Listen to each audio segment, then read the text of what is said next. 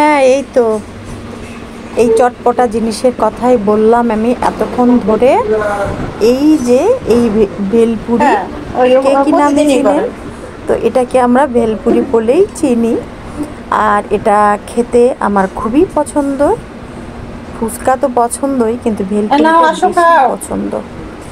আর এই তো আয়োজন কমপ্লিট করে এটা খেতে খেতে আর তর্স হয়েছিল না। কিভাবে কেমন করে বানিয়ে নিলাম শর্টকাট করে, খুব সহজে। চলেন।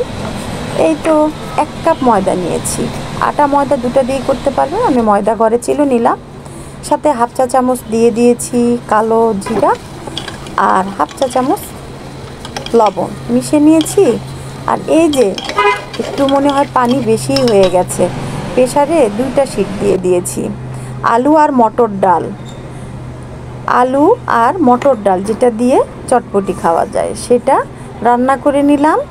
আর এই যে এখানে 1 কাপ ময়দার ডো তৈরি করে নিচ্ছি ঠান্ডা পানি দিয়ে, একটু শুকনা করে, একটু শক্ত একটা ডো তৈরি করে রেখে দিব 10 মিনিট। আর আলুর ডালটা রান্না করে নিলাম কিভাবে, খুবই সহজ।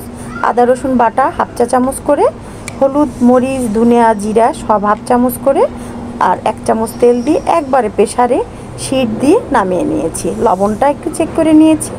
আর এই তেঁতুলের সসটা কিভাবে তৈরি করেছি, এটা আসলে সস বলা যায় না, এটা চাটনি, এটা আচার যেটাই বলেন, একটু টেলটেলে আচার। এই আচারটা আমার খুবই ভালো লাগে। এটা আমার ঘরে সব সময় ফ্রিজে করা থাকে। এটাতে বিট লবণ আর থাকে গোলমরিচের গুঁড়া, আর সব দিয়ে 1 ঘন্টা খানিক আগে আমি তেঁতুলটা ভিজিয়ে রেখেছি। এরপরে একটা ফ্রাই প্যানে কিছুটা আদা ছেঁচে দিয়ে সরিষার তেল দিয়ে একটা ফোড়ন দিয়ে দিয়েছি, কয়েকটা জিরা ছিটে দিয়েছি। সাথে দিয়ে দিলাম তেঁতুলগুলো, আর সেই তেঁতুলের বীজগুলো তো ফেলে দিয়েছি। সাথে গোলমরিচ লবণ, বিট লবণ, তারপরে চাট মশলা, সব মরিচের গুঁড়া, একটু ধনিয়া জিরার গুঁড়া, হলুদের গুঁড়া, আপনার ইচ্ছা মতো যেটা যেটা খেতে ইচ্ছা করে সব দিয়ে পরিমাণ মতো ঘনত্ব রেখে তারপরে নেমে নিয়েছি। এই যে একটু চিলি ফ্লেক্সটা ছিটে দিলাম। এটা খেতে এত মজা, আমার তো মাঝে মাঝে এটা করে রাখলে থাকে না, ছেলে মেয়েও পছন্দ করে, আমারও খুব পছন্দ। আর তেঁতুল খাওয়াটা কিন্তু ভালো, তবে সেটা চিনি ছাড়া হতে হবে। চিনি বেশি খাইলে কিন্তু আবার বোঝেনি তো, বয়সটা খারাপ। তো যে ডোটা তৈরি করে রেখেছিলাম সেখান থেকে 2টা লেচি কেটে নিয়ে এই যে বড় করে একটা আমার রুটি বানানো পিঁড়িটা সেটা সমান করে একটা রুটি বেলে নিয়েছি। ঘনত্বটা দেখিয়ে দিলাম, পুরুত্বটা খুব রুটি থেকে মোটাও না পাতলাও না, একটা মাঝামাঝি অবস্থায় থাকবে। আর এটা গোল একটা মুখা দিয়ে আমি এটা কেটে কেটে নেব এখন ছোট্ট ছোট্ট লেচির মতো করে, লুচির মতো করে।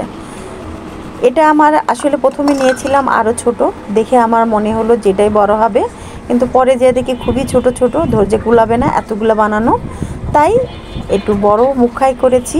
আর আসলে ভেলপুরিটা একটু বড় ক্রিস্পি মজাদার ছাতা হলেই ভালো লাগে।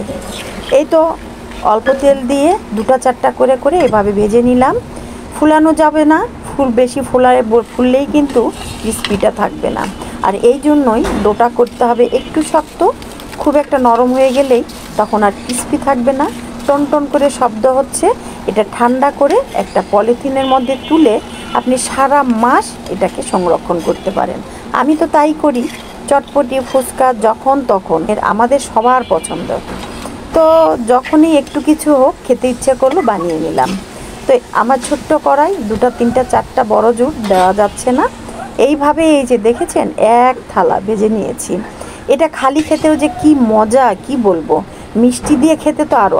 এখন থালা ভর্তি করে সাজিয়ে নিয়েছি, কে কত খাবি, সবাইকে ডাকছি খাওয়ার জন্য, কারো পাত্তাই নেই। তবে কেউই বুঝতে পারে নাই যে কি তৈরি করেছি। তো কেমন লাগলো আমার এই ঝটপট ক্রিস্পি ভেলপুরি, খেতে কিন্তু অসাধারণ। কিছুটা ধনিয়া পাতা কাঁচামরিচ পেঁয়াজ একটু ছিটে দিয়ে আর চাট মশলাও দিয়ে দিয়েছি, আবার একটু করে 1 চিমটি করে সবার উপরে ছড়িয়ে। চলেন না তৈরি করে নেই, যে যার ঘরে স্বাস্থ্যসম্মত উপায়ে খাই। আজকে পর্যন্তই, সকালে ভালো থাকবেন। ভালো যদি লাগে লাইক কমেন্ট শেয়ারটা করে দিবেন। আল্লাহ হাফেজ।